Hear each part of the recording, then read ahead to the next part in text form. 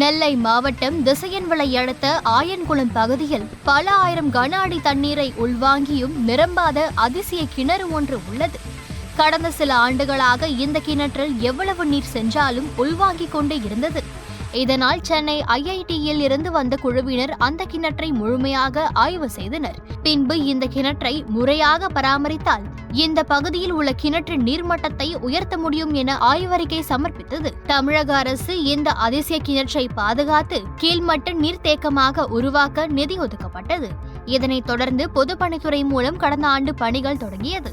கிணறு வரை கால்வால் வெட்டி கால்வாயில் வரும் தண்ணீர் முழுவதும் கிணற்றுக்குள் செல்வதற்கு பணிகள் நடைபெற்றது. இரு கரைகளிலும் கான்கிரீட் சுவர்கள் அமைக்கப்பட்டு வந்தது. இந்த நிலையில் கடந்த ஆண்டு டிசம்பர் மாதம் பெய்த தொடர் மழையால் திசையன்விளை தாலுகா கோட்டை கருங்குளம் நம்பியாறு அணை தேக்கத்திலிருந்து அதிக அளவு தண்ணீர் திறந்து விடப்பட்டது. இதன் காரணமாக பணிகள் நடைபெற்றுக் கொண்டிருக்கும் போது திடீரென வெள்ளம் வந்ததால் கால்வாயில் இருந்த மண் மற்றும் மரக்கிளைகள் அனைத்தும் கிணத்துக்குள் சென்றுவிட்டது. 30 அடி ஆழம் கொண்ட கிணறு 20 அடி மண்கற்களால் நிரம்பியுள்ளது. அது மட்டுமில்லாமல் உள்ள மண்மேடுகள் இடிந்த கிணற்றுக்குள் விழுந்துவிட்டது. கிணற்றை சுற்றி எந்தவித பாதுகாப்பும் இல்லாததால் அருகில் யாரும் செல்ல முடியாத நிலை உள்ளது. கிணற்றை சுற்றியுள்ள மண் சுவரும் இடிந்து விழக்கூடிய நிலையில்தான் உள்ளது. மேலும் அதிசய கிணறு அருகிலேயே மோட்டார் அறை பாழடைந்த நிலையில் காணப்படுகிறது. எப்போது வேண்டுமென்றாலும் இடிந்த கிணற்றுக்குள் விழக்கூடிய சூழ்நிலையில் உள்ளது.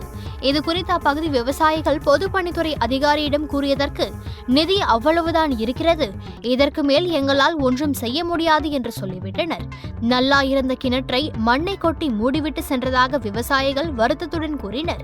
இதுகுறித்து விவசாயி ஈஸ்வரன் கூறும்போது, கடந்த டிசம்பர் மாதம் பெய்த மழையின் காரணமாக அதிசய கிணற்றுக்கு முழுவதும் கிணற்றில் சுற்றியுள்ள பகுதிகளில் உள்ள மண்கள் கிணற்றுக்குள் விழுந்து தற்போது தண்ணீர் செல்லாதவாறு அடைப்பு ஏற்பட்டுள்ளதாகவும் மாவட்ட நிர்வாகம் விரைவாக கிணற்றில் தூர்வார நடவடிக்கை எடுக்கப்பட வேண்டும் என கோரிக்கை விடுத்துள்ளார். இந்த அதிசய கிணறு இந்த சுற்றுலாத்தில் எல்லாருக்குமே தெரியாத ஆளே கிடையாது.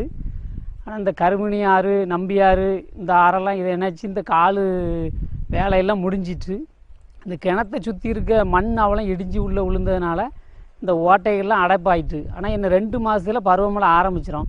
அதுக்குள்ளே இந்த அரசாங்கம் இந்த மண்ணை எல்லாம் தோண்டி எடுக்கலைன்னா தண்ணி எதுவுமே உள்ளே போகாது. ஆனால் யார் இந்த தண்ணி இந்த வேலை நடந்ததில் இல்லை அர்த்தமே இல்லாமல் போயிடும்.